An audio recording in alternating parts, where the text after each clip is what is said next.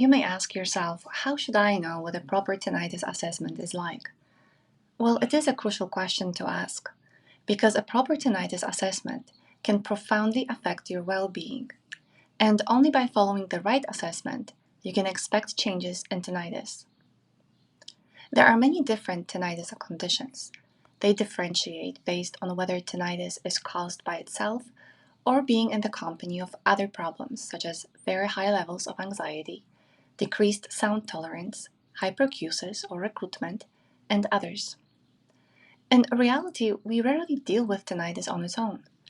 Most tinnitus sufferers often report other health issues or conditions that have been present for an extended period, which in effect are caused or connected to the onset of tinnitus.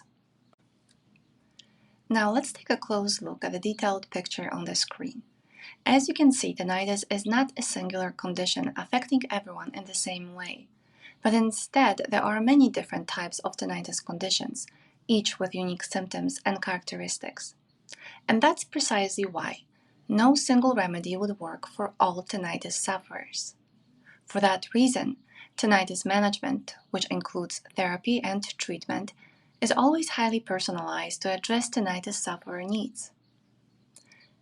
A proper tinnitus assessment differs so much from what people seem to think about it. In fact, the tinnitus assessment and a hearing test performed to write a hearing aid prescription are two completely different procedures. For example, we often see tinnitus sufferers telling us about having a tinnitus assessment done, but in reality, they are referring to the standard hearing test. People are usually quite surprised to learn how unique tinnitus assessment is and how much it differs from standard testing because it includes procedures that are not performed in hearing tests. These differences in testing methods simply reflect the purpose of the tinnitus assessment. As we expand our knowledge about the true nature of tinnitus, we also need to make sure that the tinnitus sufferers receive the right help. Please note that not all people complaining about suffering from tinnitus noise day and night have hearing loss. Additionally, tinnitus clinics worldwide are noticing an increase in the number of younger individuals as opposed to older ones. It's worth noting that this increase is not always due to exposure to loud noise.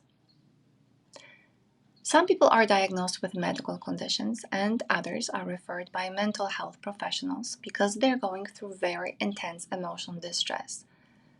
The reality is, people experience tinnitus noise in their ears or head for many reasons. Take a look at a list of possible tinnitus causes on the screen. And, as you can see, hearing loss is just one of many. Therefore, during the proper assessment, we must ensure that we have a complete understanding of what's happening.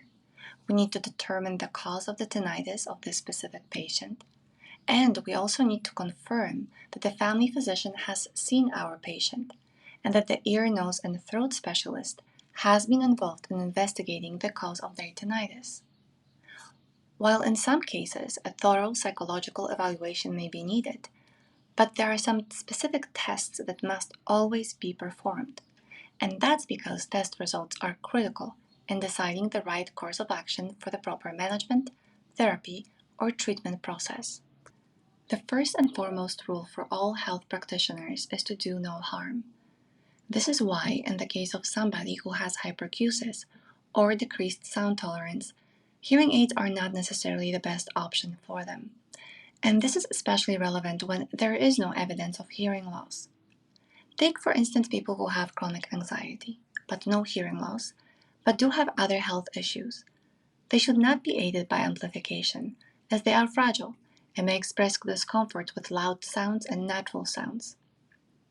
To sum up, a thorough tinnitus assessment typically takes about an hour and involves at least 2 clinicians working with a patient. In addition, many specialized tests are necessary to understand the nature of sufferers' tinnitus and to confirm the effectiveness of the management, therapy, or treatment elements that can ensure success. And the tinnitus sufferer should always be informed about the nature of their tinnitus and should be provided with information about all available management, therapy, or treatment options, including the ratio of success and all required elements.